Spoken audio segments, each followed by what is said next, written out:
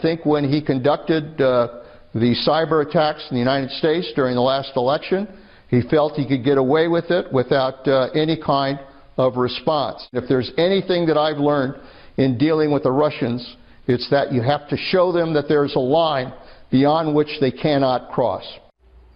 Well, that was former Secretary of Defense under President Obama, Leon Panetta, another member of the previous administration, who's suggesting that President Obama did not hold Russia accountable as he should have. Former Republican Congressman from Michigan and former chairman of the House Intel Committee, Pete Hoekstra, joining us now. Congressman, I don't mean to throw you off, but we just saw John Podesta interviewed, or either before or after, we're not sure right now, by the House Intel Committee. There he is. Very interesting how some of these investigations that started on Trump are now going back to the Obama administration. What do you think they want to talk to him about? Well, I think what they want to know from John Podesta, being the campaign manager for Hillary Clinton, what did the Obama administration share with you as the campaign manager that the Russians looked like they were going to try to interfere with the 2016 presidential election? You know, they may be targeting you.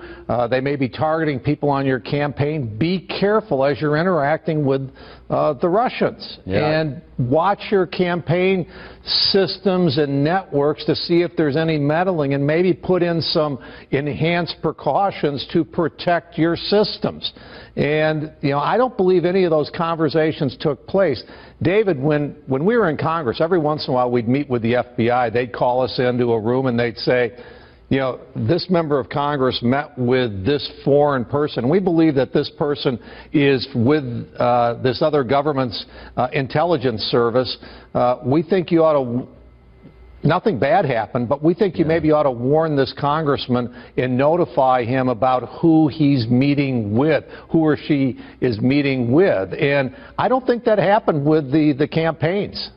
You know, we thank you very much, by the way. We had this breaking news. You didn't know we were going to be talking to you about this, but it is interesting how the investigations that just focused on the so-called weakness of the Trump administration vis-a-vis Russia, because somehow Trump and Russia were in collusion somehow, has switched now since they had nowhere to go on that investigation. Now they are looking seriously at the Obama administration. Do you think there's anything to be seen there that we don't already know?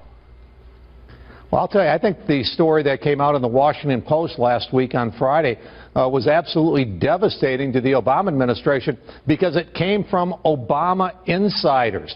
You know, they said the administration knew about this for at least for the 3 months leading up to the election, but they suspected it for a year before the election.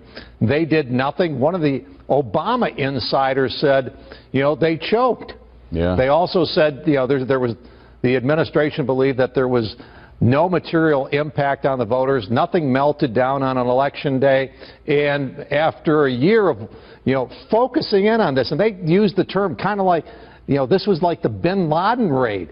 And with the intelligence community and law enforcement all watching this election so closely and watching the Russians, they found no evidence of collusion between the Russians and the Trump campaign. So they move over to obstruction. Yeah, it is amazing in how 5 days this whole story has totally flipped 180 degrees. I just want to focus for a moment on Syria, because there are some indications that Syria may be preparing for another chemical attack, even though the last time they committed a chemical attack, they were hit very hard by our Tomahawk missiles. What's going on there?